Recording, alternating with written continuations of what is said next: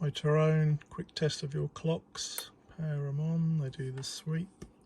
When selecting gears, you'll get indication first, second, third, fourth, fifth, sixth. If your run stop switch is activated, you get a warning. That's selectable to one of 5 different patterns. I'll leave it on that one. And when you're in gear, the brilliance of that is dimmable again with the trip reset button to one of 5 different levels. So if it's a bit bright at night, you can turn it down, and it does remember that when the ignition's turned off.